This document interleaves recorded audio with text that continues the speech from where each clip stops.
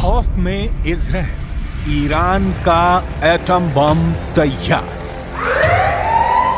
बातें और दावे तो बहुत दिनों से हो रहे हैं कि ईरान इजराइल से हमास चीफ इस्माइल हानिया के बदला जरूर लेगा, लेकिन हमास चीफ हानिया की हत्या के 16 दिन बाद भी ईरान ने इजराइल पर एक भी गोली अभी तक नहीं चलाई है।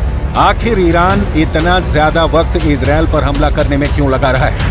इस सवाल का एक जवाब ये है कि ईरान इजराइल पर बहुत बड़ा परमाणु हमला करना चाहता है ताकि इजराइल को दोबारा हमला करने का मौका ही ना मिले। ईरान से जुड़े इस सनसनीखेज खबर ने इजराइल के होश उड़ा दिए हैं। प्रधानमंत्री नेतन्याहू से लेकर अमेरिकी राष्ट्रपति बाइडेन तक ईरान की एटमी तैयारी से भौचक्के रह गए हैं। इंटरनेशनल मीडिया में छन छन करा रही खबरों से पता चला है कि ईरान इजराइल पर बड़ा हमला करने से पहले एक जबरदस्त परमाणु धमाका करने जा रहा है ताकि इजराइल और उसके दोस्तों को साफ संदेश दिया जा सके कि अगर ईरान को इजराइल ने दूसरा गाजा बनाने की कोशिश की तो ईरान इजराइल को परमाणु बम की आग में भस्म कर देगा।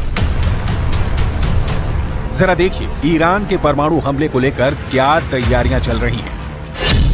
खुफिया एजेंसी को भनक लगी है कि ईरान इस वक्त अंदर ही अंदर परमाणु बम से जबरदस्त हमला करने की तैयारी में जुटा है। दावा तो यहां तक किया गया है कि ईरान के सुप्रीम लीडर ने कुछ चुनिंदा टॉप कमांडरों को आदेश दे दिया है कि ईरान इजराइल पर एटम बम से हमला करना चाहता है। हालात ये हो गए हैं कि ईरान की परमाणु तैयारी को देखते हुए पीएम नेतन्याहू ने एक बड़ी मीटिंग की है जिसमें ये समझने की कोशिश की गई है कि अगर ईरान इजराइल पर परमाणु बम से हमला करता है तो इजराइल ऐसी स्थिति में अपने बचाव के लिए क्या क्या कदम उठा सकता है। दावा किया जा रहा है कि ईरान लगभग 12 परमाणु बम बनाने के बेहद करीब पहुंच चुका है, जो पूरे मिडिल ईस्ट के लिए बेहद खौफनाक है, खास तौर से इजराइल के वजूद के लिए।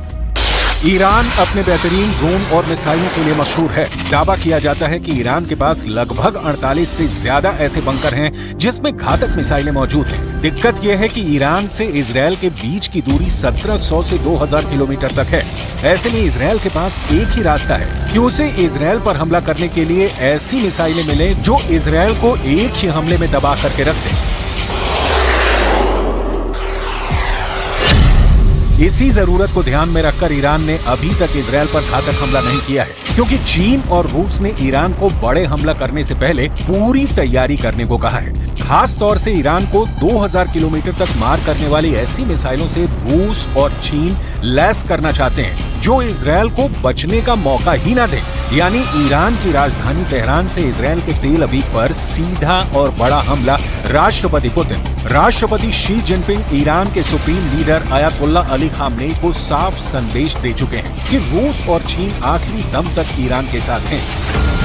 खबर है कि रूस ने अपने लड़ाकू परिवहन विमान से दर्जनों परमाणु क्षमता वाली मिसाइलें तेहरान पहुंचा दी हैं। दावा तो यहां तक किया जा रहा है कि अगर तेहरान ने इनमें से एक भी मिसाइल से इजराइल पर हमला किया तो इजराइल का विनाश कोई रोक नहीं सकता है।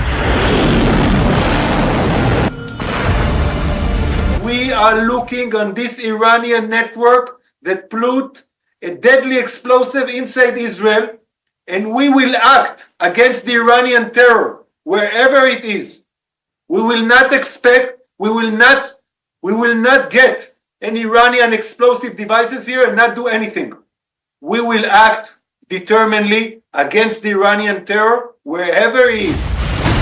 ईरान की मिसाइल जरूरतों के मद्देनजर उसे रूस ने इस्कंदर मिसाइलें दी है। ईरान को इजराइल तक पहुंचने के लिए लगभग 1200 किलोमीटर की मारक क्षमता वाली मिसाइलों की आवश्यकता है, जबकि इस्कंदर सिस्टम की मारक क्षमता 500 किलोमीटर तक है। लेकिन रूस ने ईरान को जो इस्कंदर मिसाइल दी है वो लेटेस्ट वर्जन की है। इजरायली मीडिया के मुताबिक रूस ने ईरान को 1500 किलोमीटर तक हमला करने वाली R-500 क्रूज मिसाइलों के साथ इस्कंदर के सिस्टम दिया है, जो ईरान को जबरदस्त मिसाइल पावर दे रहा है। इस्कंदर के लंबी दूरी तक मार करने वाली परमाणु क्षमता वाली मिसाइल है। इसके अलावा रूस का मरमंग्स BN सिस्टम ईरान को दिया गया है। इजरायली विदेश मंत्री इजराइल काट्ज का साफ कहना है कि ईरान इजराइल पर बहुत बड़े हमले का प्लान बना चुका है। यानी ईरान अब रूसी मिसाइलों से इजराइल पर हमला करने जा रहा है।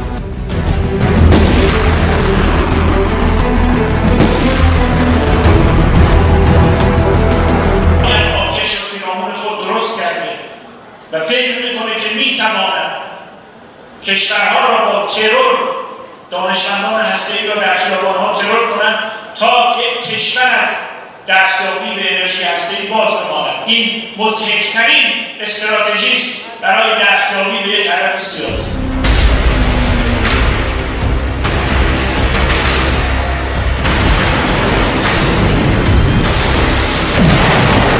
पूर्व रक्षा मंत्री और वर्तमान में रूसी संघ के सुरक्षा परिषद के सचिव सर्गेई शोइगु तेहरान में जिस वक्त ईरान के IRGC के commander major general Mohammad Bagheri से मिल रहे थे, उस वक्त किसी को अंदाजा नहीं था कि रूस में इजरायल ईरान युद्ध में कितना बड़ा खेला कर दिया है।